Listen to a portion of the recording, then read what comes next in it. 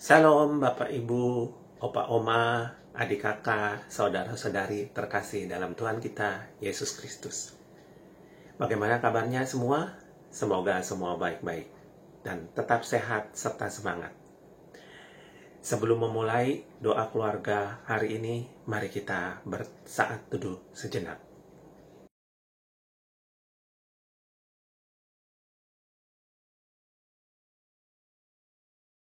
Mari kita memuji dari Kidung Jemaat 450 ayat 1 dan 3.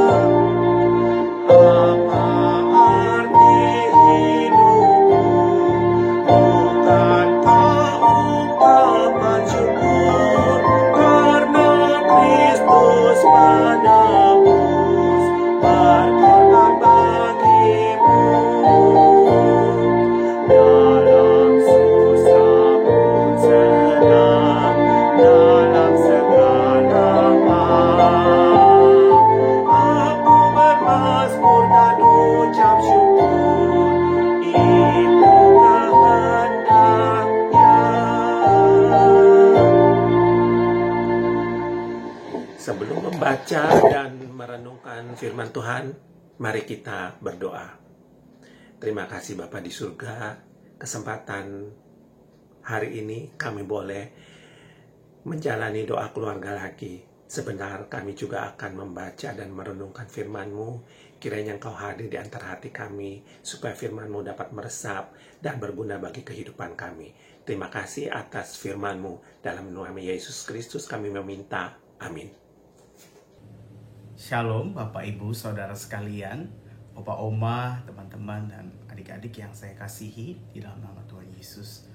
Apa kabar? Saya harap kita semua dalam keadaan yang sehat, dan apabila dalam keadaan yang kurang sehat, saya harap kita semua tetap semangat, dan saya percaya bahwa Tuhan selalu ada bersama-sama dengan kita dan akan menguatkan dan meneguhkan Bapak Ibu sekalian yang sedang dalam keadaan sakit. Kita akan sama-sama mulai akan doa keluarga edisi hari Jumat tanggal 10 Juli 2020. Dan untuk itu mari sama-sama kita persiapkan Alkitab kita. Bacaannya dari Roma pasal 12 ayat 1 sampai 8. Roma pasal 12 ayat 1 sampai 8. Saya akan membacakan buat kita semua. Persembahan yang benar. Karena itu saudara-saudara, demi kemurahan Allah aku menasihatkan kamu supaya kamu mempersembahkan tubuhmu sebagai persembahan yang hidup, yang kudus, yang berkenan kepada Allah. Itu adalah ibadahmu yang sejati. Janganlah kamu menjadi serupa dengan dunia ini, tetapi berubahlah oleh pembaruan budimu, sehingga kamu dapat membedakan manakah kehendak Allah, apa yang baik, yang berkenan kepada Allah, dan yang sempurna. Berdasarkan kasih karunia yang dianugerahkan kepadaku, aku berkata kepada setiap orang di antara kamu, janganlah kamu memikirkan hal-hal yang lebih tinggi daripada yang patut kamu pikirkan, tetapi hendaklah kamu berpikir begitu rupa sehingga kamu menguasai diri menurut ukuran iman yang dikaruniakan Allah kepada kamu masing-masing. Sebab sama seperti pada satu tubuh kita mempunyai banyak anggota, tetapi tidak semua anggota itu mempunyai tugas yang sama. Demikian juga kita, walaupun banyak, ada satu tubuh di dalam Kristus, tapi kita masing-masing adalah anggota yang seorang terhadap yang lain. Demikianlah kita mempunyai karunia yang berlain-lainan menurut kasih karunia yang dianugerahkan kepada kita. Jika karunia itu adalah untuk bernubuat, baiklah kita melakukannya sesuai dengan iman kita. Jika karunia untuk melayani, baiklah kita melayani. Jika karunia untuk mengajar, baiklah kita mengajar. Jika karunia untuk menasihati, baiklah kita menasihati. Siapa yang membagi-bagikan sesuatu, hendaklah ia melakukannya dengan hati yang ikhlas. Siapa yang memberi pimpinan, hendaklah ia melakukan dengan rajin. Siapa yang menunjukkan kemurahan, hendaklah ia melakukannya dengan sukacita. Demikian jauh pembacaan firman Tuhan. Yang berbahagia adalah kita semua yang membaca merenungkan firman Tuhan, dan yang paling utama melakukannya dalam kehidupan kita hari lepas hari. Haleluya. Bapak Ibu Saudara sekalian, judul renungan kita pada saat ini adalah persembahan, dan maksud saya judulnya adalah penyembahan dan persembahan. Minggu yang lalu, jika Bapak Ibu masih ingat, saya membahas mengenai makna dari penyembahan yang tidak bisa lepas maknanya dengan pengorbanan. Penyembahan dan pengorbanan adalah dua hal yang saling berkaitan satu sama yang lain. Abraham tunduk, hormat, dan menyembah Tuhan dalam konteks mengorbankan yang terbaik dari yang ia miliki, yaitu Ishak, anaknya yang sudah ia nanti-nantikan dalam pernikahannya bersama Sarah. Kita belajar bahwa worship bukan tentang apa yang kita dapat, melainkan apa yang terbaik yang bisa kita berikan kepada Tuhan. Sekali lagi, bukan tentang apa yang aku dapat, tetapi apa yang bisa aku berikan kepada Tuhan. Nah, dalam kesempatan ini, kita sama-sama juga akan mendalami makna selanjutnya dari penyembahan atau worship itu. Dalam hal ini yang saya maksudkan adalah persembahan. Nah, dalam perjanjian lama Bapak Ibu, orang-orang Israel akan melakukan atau memulai worship mereka dengan mempersembahkan korban bakaran kepada Tuhan. Orang-orang Israel tahu benar, mereka sadar betul bahwa apabila mereka hendak masuk ke dalam bait Allah, mereka tidak akan datang dengan tangan yang kosong, melainkan akan membawa korban bakaran untuk penebusan dosa. Itulah korban yang mendamaikan titik keberdosaan manusia dengan kesucian Allah. Sedangkan dalam tradisi perjanjian baru, pengikut Kristus percaya bahwa kematian Yesus Kristus di kayu salib menjadi korban penghapusan dosa terakhir yang sempurna, yang tak bercacat dan bercela. Pengorbanan yang sempurna inilah yang mendamaikan Allah dengan manusia yang berdosa. Itu sebabnya saat ini orang Kristen tidak perlu lagi mempersembahkan korban penebusan dosa setiap kali hendak menghampiri Tuhan di tahta kudusnya. Lalu bagaimana dengan makna persembahan yang kita imani saat ini? Kita memahami bahwa persembahan yang kita bawa kepada Tuhan adalah wujud ungkapan syukur kita kepada Tuhan. Makanya disebut dengan persembahan syukur. Semuanya dilakukan dengan kesadaran penuh bahwa ketika Tuhan sudah memberkati kita, maka persembahan yang kita bawa kepada Tuhan bukan untuk kemudian dilipat gandakan, melainkan ungkapan syukur kita secara sadar kepada Tuhan. Bapak Ibu Saudara sekalian, pada masa PSBB sampai new normal ini, kita belajar banyak hal mengenai kehidupan bergereja. Salah satunya adalah mengenai memberikan persembahan.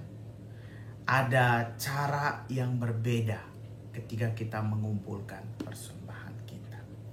Apabila di gereja kita terbiasa mengumpulkan persembahan, maka saat ini kita diajarkan untuk secara sadar membawa persembahan kita kepada Tuhan melalui gerejanya. Ada gesture atau ada gerakan yang berbeda dari cara yang baru ini. Jika sebelumnya dikumpulkan, maka saat ini Anda membawanya secara sadar kepada Tuhan melalui cara yang sudah dibuat oleh gereja. Mungkin Anda merasa ini adalah hal yang sama saja atau tidak begitu jauh berbeda dengan tradisi sebelumnya. Tetapi menurut saya ini adalah hal yang luar biasa, karena makna dari persembahan syukur kita menjadi lebih dalam, yaitu ketika kita secara sadar membawa persembahan kita kepada Tuhan. Di saat yang sama, melalui bacaan kita saat ini, kita belajar atau kita diajarkan untuk tidak hanya mempersembahkan hal materi saja, melainkan juga mempersembahkan tubuh kita sebagai persembahan yang hidup, yang berkenan bagi Tuhan. Mempersembahkan tubuh bukan berarti mengorbankan tubuh kita sebagai korban bakaran tentunya. Melainkan yang dimaksudkan Paulus adalah ketika seluruh pikiran, seluruh perkataan, seluruh perbuatan, serta seluruh kemampuan dan kegiatan kita persembahkan kepada Tuhan. Itulah ibadah kita yang sejati. Itulah worship kita, penyembahan kita kepada Tuhan. Semoga motivasi kita dalam menjadi penyembah-penyembah Tuhan yang benar semakin dimurnikan. Tuhan Yesus memberkati. Amin. Mari kita mengambil saat teduh.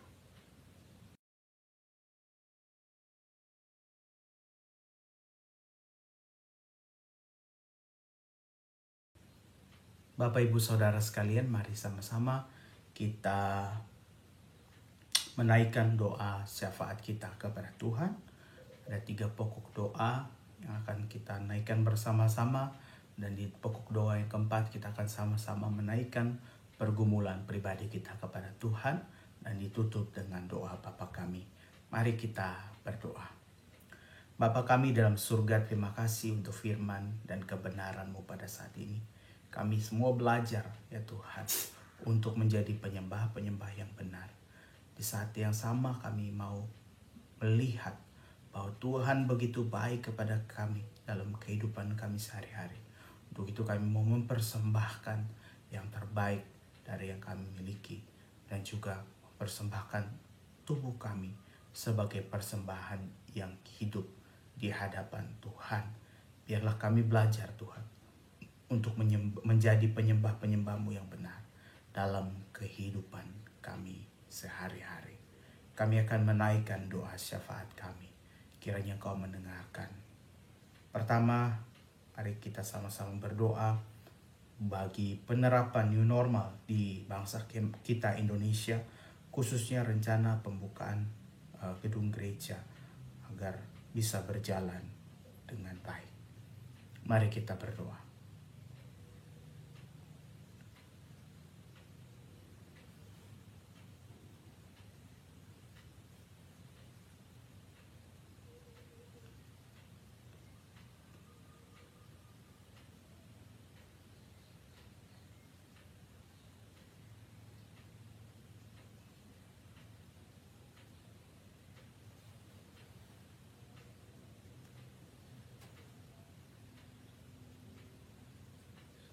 Yang kedua, sama-sama kita berdoa bagi setiap orang yang terdampak pandemi COVID-19, baik yang terkena PHK, tutup usaha, atau penurunan pendapatan, agar diberikan kekuatan dan hikmat dari Tuhan. Kita berdoa.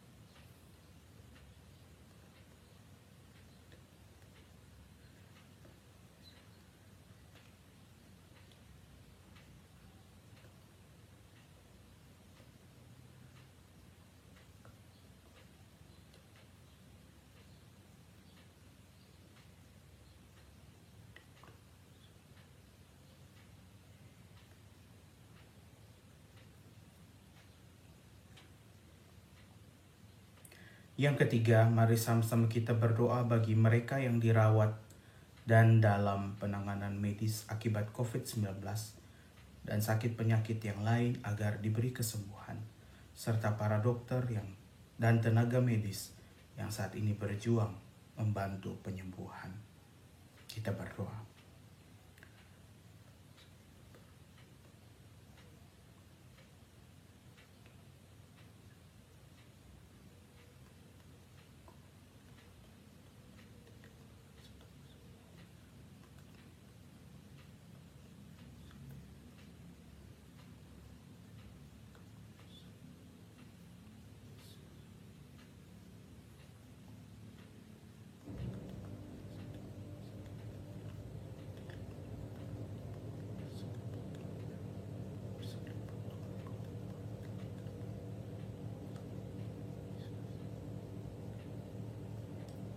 Dan yang keempat, mari sama-sama kita menaikkan pergumulan pribadi kita kepada Tuhan.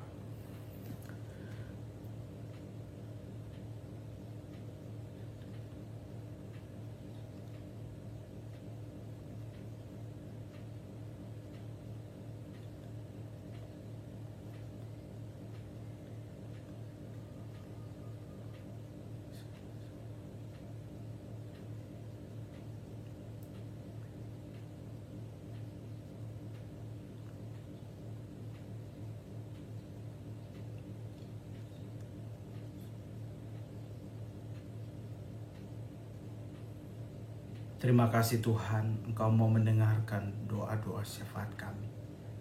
Jawab akan setiap doa kami seturut dengan rencana dan perkenan-Mu. Kami tutup doa syafaat kami dengan doa yang Engkau ajarkan kepada kami.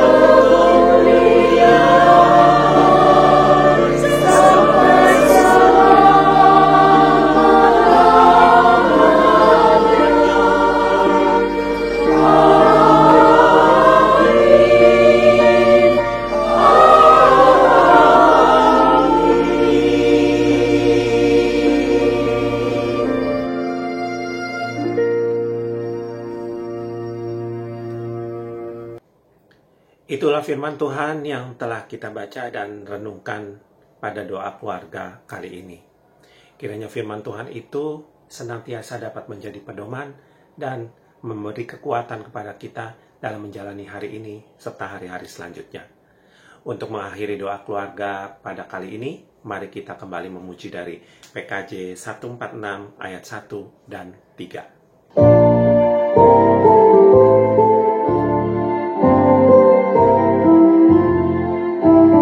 Bawa persembahan